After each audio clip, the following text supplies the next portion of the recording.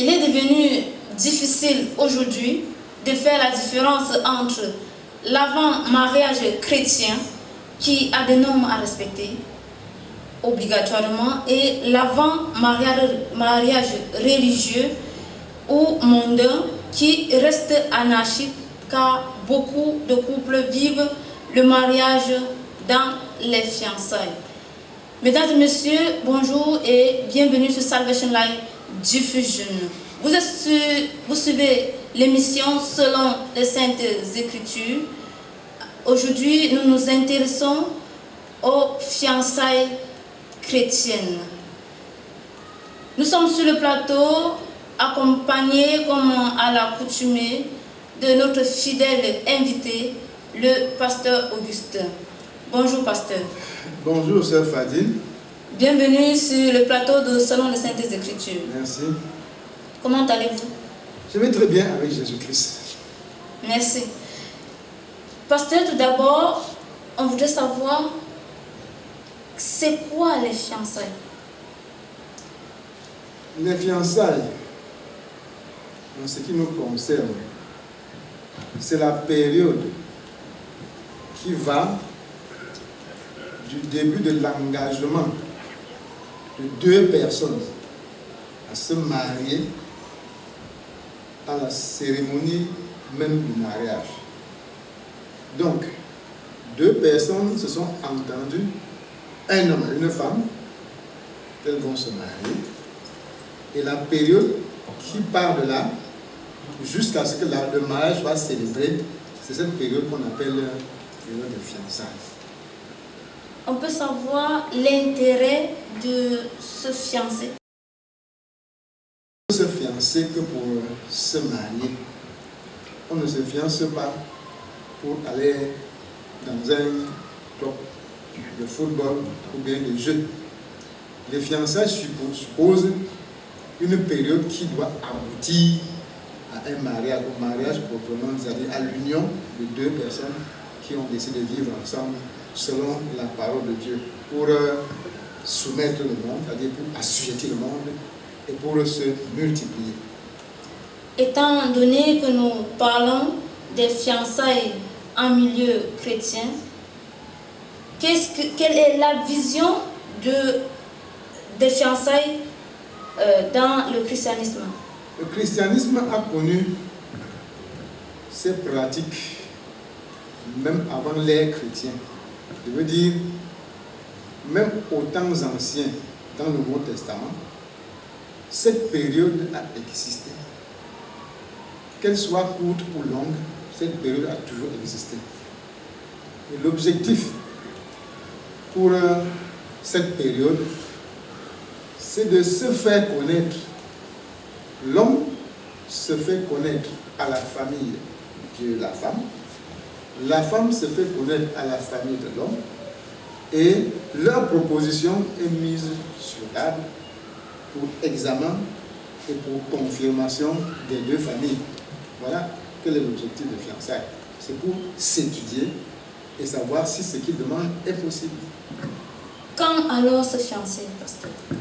On doit se fiancer quand on est déjà à l'âge majeur et qu'on sent qu'on a la possibilité, qu'on est capable, responsable, suffisamment responsable pour encadrer un foyer.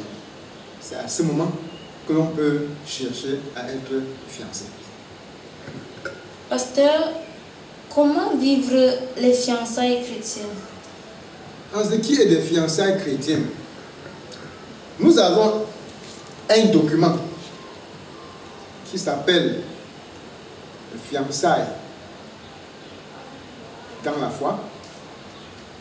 Dans ce document, on a consigné tout ce que les deux fiancés doivent faire, comment ils doivent vivre, comment ils doivent se comporter pour que leur fiançailles se passe selon la vision chrétienne.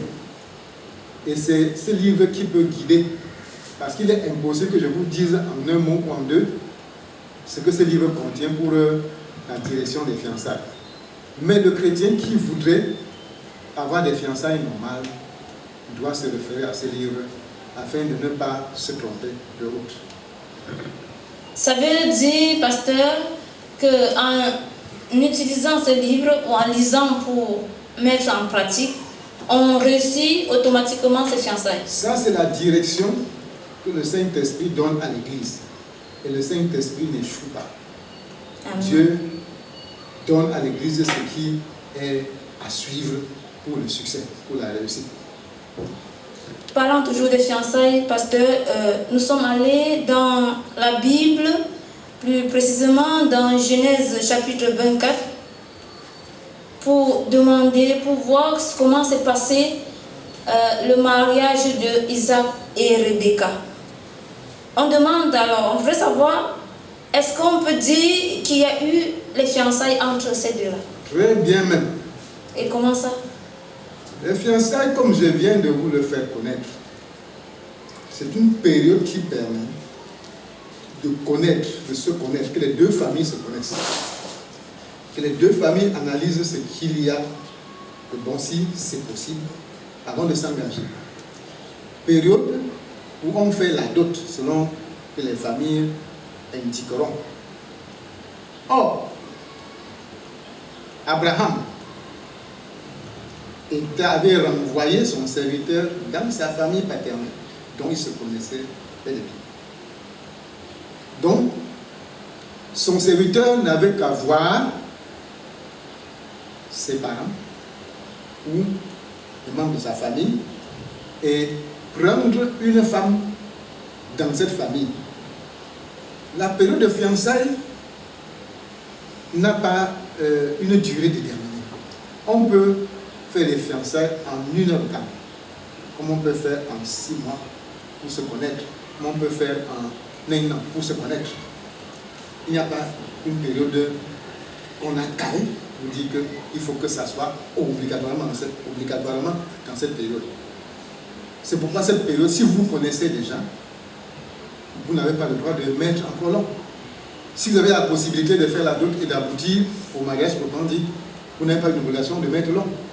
C'est pourquoi je vous dis, il y a eu fiançailles, parce que une fiançaille rapide, parce qu'Abraham connaissait déjà chez qui il prenait la femme de son fils. Quand dit-on que 2 personnes sont fiancées? 2 personnes sont fiancées au moment où, après leur entente, c'est-à-dire après leur engagement de se marier, ils se présentent dans les familles. Les familles ayant analysé et trouvé que c'est possible, donnent leur accord avec peut-être même une cérémonie que nous appelons couramment le jour où on toque la porte. Ils font une cérémonie pour accepter, pour décider et publier que désormais nous avons accepté que tel garçon entre dans notre famille, ou l'autre côté nous avons accepté que telle fille entre dans notre famille. C'est alors, c'est-à-dire quand les 2 familles se sont assises pour s'accorder, que les fiançailles commencent. Pasteur, puisque nous sommes dans le monde, la Bible dit que le chrétien est dans le monde, mais il n'est pas du monde. Communément, dans le monde, 2 personnes qui aspirent au mariage prennent du temps pour se connaître. C'est-à-dire, ils peuvent d'abord être des copains, des amis, des petits amis, pourquoi pas, c'est ce qu'on dit dans ce langage, pendant un long moment, avant de se décider s'ils peuvent vivre ensemble ou pas. Comment ça se passe dans le milieu chrétien, chez vous, je le dis? Le milieu chrétien est un milieu où nous nous connaissons. Par nos rencontres multipliées, les chrétiens se connaissent entre eux. Donc, pour vous faire comprendre que l'Église ne connaît pas la période où il faut seulement être des amis, des copains, pour se connaître. De 2, le milieu chrétien est un milieu qui a un mode de vie qui est connu par tous ceux qui en font membre. Ça veut dire que le jeune garçon connaît que le chrétien vit comme ça, la chrétienne vit comme ça. Il ne s'attend pas à avoir autre chose ailleurs.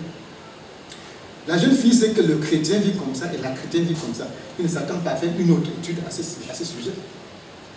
Or, dans le monde, tu pars prendre une fille au quartier, où elle est rouge, où elle est noire, où elle a quelle famille, où elle a quel comportement, où elle sort d'où, où elle avait quel caractère hier, tu ne connais pas.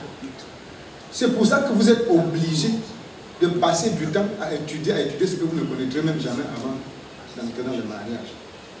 Mais pour le chrétien, je sais que si je veux me marier, que ma femme sorte même de l'Angleterre, étant chrétienne, je connais déjà que voilà l'habitude qu'elle a. Donc ça me suffit. Je n'ai plus besoin de passer longtemps pour l'étudier. Parce que nous sommes sur la même base, nous pratiquons la même parole, nous créons le même Dieu et nous évoluons de la même manière dans la même vision. Et vous ne pourrez pas avoir de surprise? Je ne peux pas avoir de surprise, puisque avant que je m'avance, mes responsables le connaissent, ou bien la connaissent s'il s'agit d'une femme. Ceux qui sont là-bas connaissent. Ils peuvent me dire, et je sais qu'ils disent vrai, que ceci est noir, ceci est blanc. Et en m'engageant sur leur foi, je suis sûr que je ne me trompe pas. Pasteur, les filles chrétiennes sont confrontées à certains obstacles, certaines interrogations qu'elles ne parviennent pas toujours à répondre d'une manière à pouvoir convaincre. La question est celle de savoir. Ça, c'est une question que posent les filles du monde. Tu n'as pas de copain, tu n'as pas de petit ami. Comment vas-tu faire pour te marier? Et si vous étiez à leur place, et s'il fallait que vous répondiez à cette question? Je répondrai clairement et avec vérité que ce n'est pas le copinage qui doit précéder le mariage pour qu'on arrive à un mariage qui soit acceptable. Dieu, en créant l'homme, lui a donné toutes les facultés pour vivre indépendamment de toutes ces choses, c'est-à-dire pour connaître comment vivre. Si même dans la brousse, les animaux connaissent comment vivre, en ce qui concerne même la reproduction et tout, à combien plus forte raison l'homme, qui peut même être instruit par son serviteur, par son encadreur, par son parent. Donc, on fait comprendre que si les animaux peuvent déjà, je prends l'exemple de pigeons, nous avons appris, on nous a enseigné, nous avons une leçon sur les pigeons, que les pigeons vivent toujours en couple, fidèles. Quand un conjoint meurt, l'autre ne se cherche plus à aller à gauche ou à droite, ces pigeons-là. Donc, n'ayant même pas la sagesse que l'homme a, ni l'intelligence que l'homme a, ils sont tellement fidèles que même les hommes apprécient cette affaire. Et si l'homme déjà, qui peut réfléchir, qui peut raisonner, qui peut communiquer avec ses parents, avec ses responsables, ne peut pas comprendre plus qu'un pigeon, ça veut dire qu'il a seulement refusé sa nature. Beaucoup de femmes ou de filles chrétiennes ayant déjà atteint l'âge nubile sont persécutées par la chair, persécutées intérieurement, parce que n'ayant pas encore été choisies, si je peux le dire ainsi. Alors, pasteur, vous en tant que berger, en tant qu'encadreur, qu'est-ce que vous pouvez leur dire pour leur permettre de se reprendre sur pied? C'est ces mêmes filles qui chantent « Je vous salue Marie, Vierge Marie ». C'est ces mêmes qui chantent, qui en parlent. Elles ont trouvé que Marie a été vierge avant de concevoir le Seigneur Jésus. Marie ne vivait pas sur la lune, elle vivait sur la même terre qu'elle. Marie n'était pas fabriquée à partir de l'eau, elle est fabriquée à partir de la peau de l'homme comme elle. Donc si elle a pu se conserver comme ceci, jusqu'à ce que son mari vienne, toutes les filles de la terre que Dieu a créées, si elles se conservent comme Dieu veut et craignent Dieu, il n'y a rien à leur conseiller en dehors de attendez, Dieu va vous donner, c'est tout. Vous suivez Salvation Life Diffusion, c'est l'émission selon les Saintes Écritures. nous parlons des fiançailles chrétiennes. Et si vous avez des questions à la maison, n'hésitez surtout pas à nous les faire parvenir, car nous aurons certainement des réponses à ces interrogations. Mesdames et messieurs, nous continuons avec le pasteur Augustin qui est notre fidèle invité. Pasteur, quelle est la différence entre le mariage et les fiançailles? La différence est simple. Je vous ai dit que les fiançailles, c'est la période qui part de l'engagement de deux jeunes, ou bien de deux personnes à se marier, jusqu'à la période de la célébration du mariage proprement dit. Donc c'est cette période qui part de l'engagement de ces deux personnes à se marier jusqu'à la célébration qui constitue les fiançailles. Quand on célèbre le mariage, c'est-à-dire quand on présente publiquement le couple à Dieu, c'est alors que nous appelons, nous disons que ce couple a fait son mariage, s'est marié. Ou quand on le présente, peut-être même à la mairie, le maire dit que désormais, comme vous avez accepté publiquement devant témoins que vous allez constituer un couple, je vous déclare solennellement marié. Donc pour faire comprendre que le mariage, c'est cette cérémonie que l'on fait pour confirmer que ceux-ci ont publiquement décidé de vivre ensemble comme homme, mari et femme.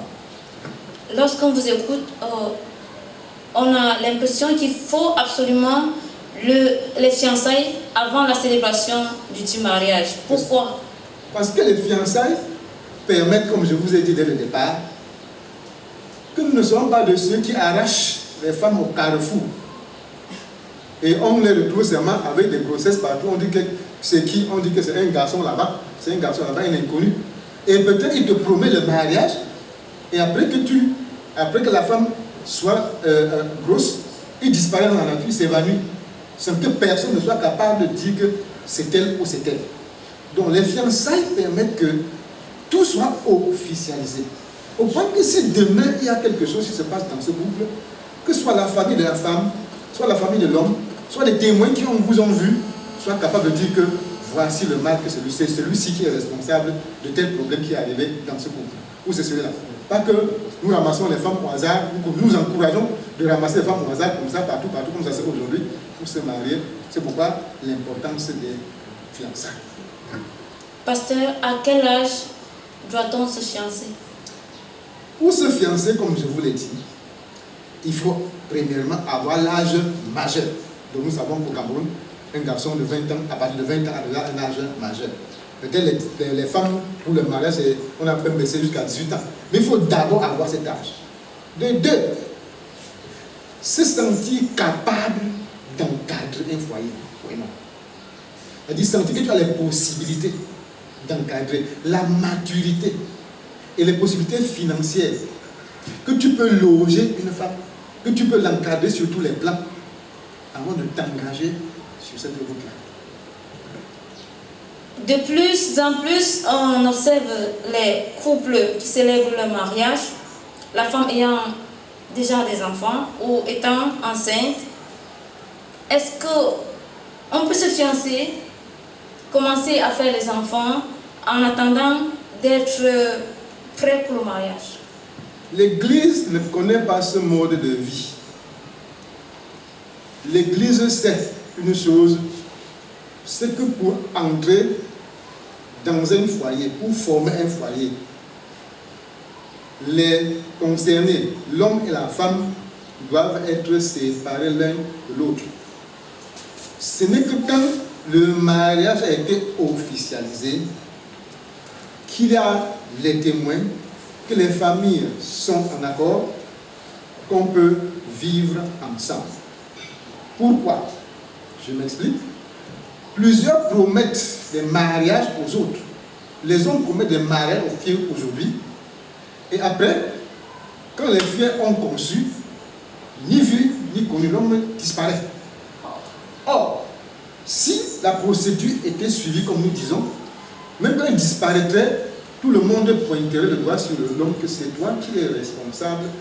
La famille dira, nous t'avions donné notre fille. Tu dois porter, que ça vienne du nord au sud, c'est ta charge. Tu avais dit que tu vas porter, c'est ta charge. Si c'est la fille qui crée des problèmes, c'est la même chose, la même réaction qui va se produire. C'est pourquoi l'utilité des fiançailles. Pasteur, selon vous, quelle est l'origine du désordre dans les fiançailles dans le milieu chrétien d'aujourd'hui? Le désordre, comme je vous l'ai dit, ne viendra que du fait que le jeune qui veut se marier, le jeune prétendant ou la jeune prétendante, ne veille pas pour respecter ce qui est prescrit dans notre livre que je viens de vous montrer, les fiançailles dans la foi. Si chacun veille pour appliquer, pour pratiquer ce que les fiançailles dans la foi nous disent, il n'y aurait pas de désordre, il n'y en aurait pas. Parce que ce que l'Église met sur pied, c'est assez travaillé pour pouvoir ainsi conduire ses fiancés à bon port. Est-ce que vous pouvez proposer des solutions pour faire cesser, si ce n'est ce livre? Des solutions? Je ne sais pas si ma solution peut être acceptée parce que ce n'est pas aujourd'hui que le désordre est fait en ce qui concerne le mariage, fiançailles, mariage. Mais nous avons toujours conseillé aux hommes qui nous suivent, qui veulent nos conseils.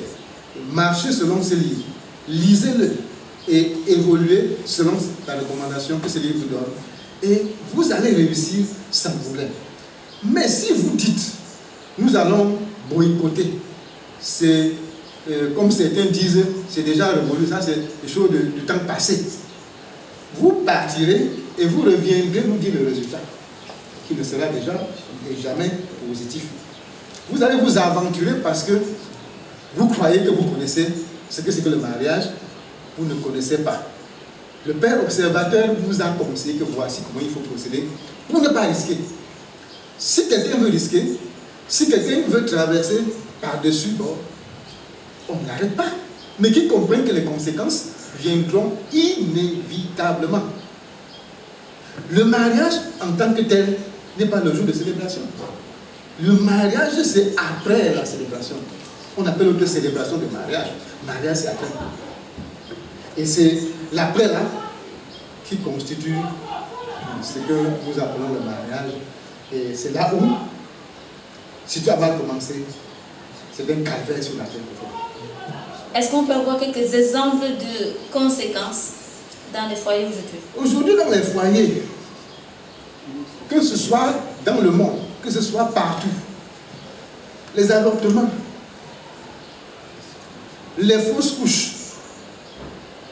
les césariennes, les stérilités, les divorces, tout est dedans.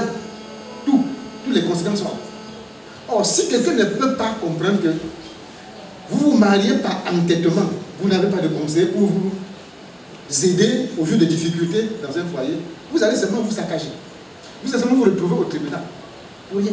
Parce que vous avez boycotté toute la ligne tracée par vous, par les anciens, pour faire ce que vous voulez. Donc, si quelqu'un veut éviter ces choses, il doit s'approcher des anciens, comprendre leurs conseils et vivre comme ils ont dit. Ils sont passés par là. Ils connaissent le chemin plus que toi.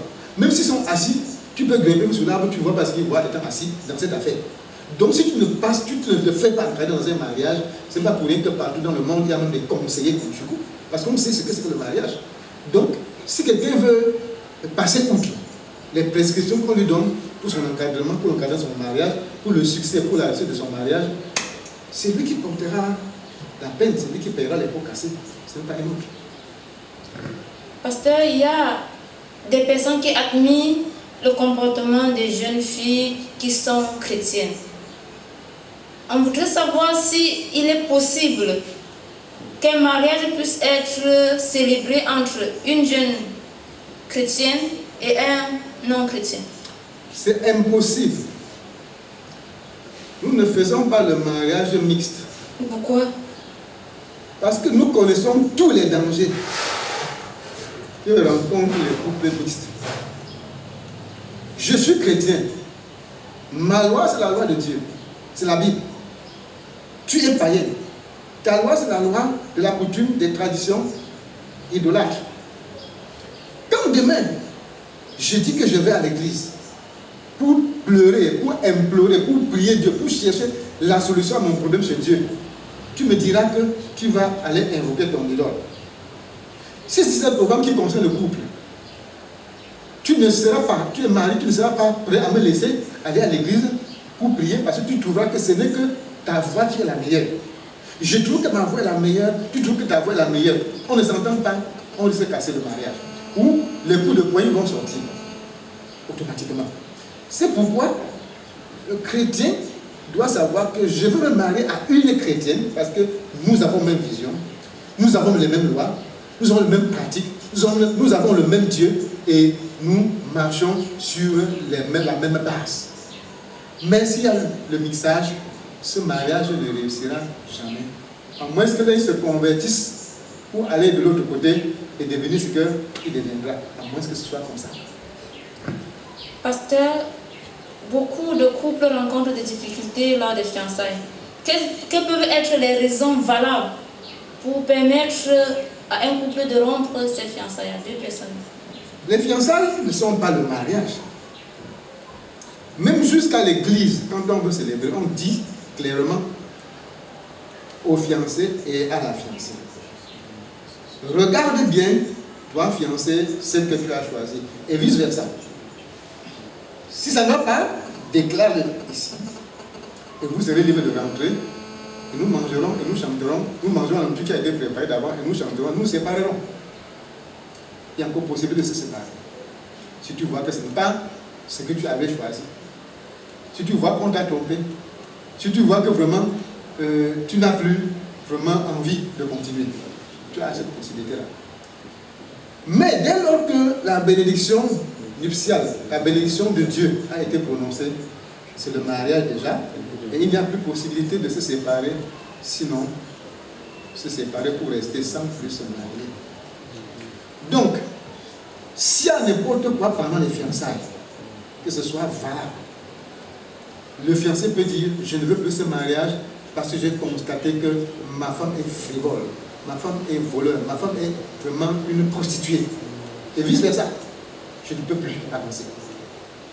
Parce que j'ai constaté que vivant, elle est idolâtre, elle fait des choses où il est idolâtre, il peut encore adorer les faux dieux, que je ne savais pas, mais j'ai découvert que voilà sa vie face cachée.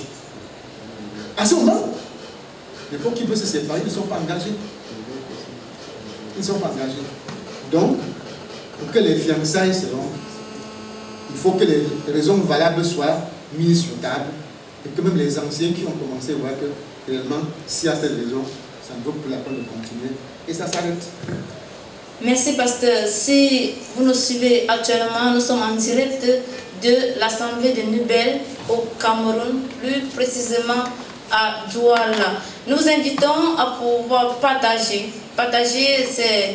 cette émission pour permettre aux hommes de sortir de l'ignorance, pour permettre aux hommes de se sauver de ce que l'ennemi met sur pied, c'est-à-dire le diable, de contrecarrer tous ses plans afin de vivre selon la volonté de Dieu. Parvenus, nous sommes presque à la fin de cette émission. Pasteur, qu'est-ce que vous pouvez nous dire pour clôturer? Je voudrais tout simplement dire aux jeunes qui veulent s'engager dans les fiançailles pour le mariage, qu'ils lisent, je le répète et je le redis, ce livre intitulé « Les fiançailles dans la foi »,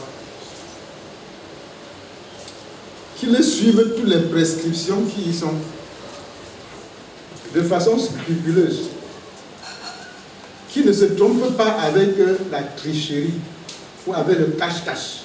Ça ne paye pas chez Dieu. Mais qu'ils soient réellement rigoureux dans la pratique de ce qui est écrit dans ce livre afin de s'en sortir.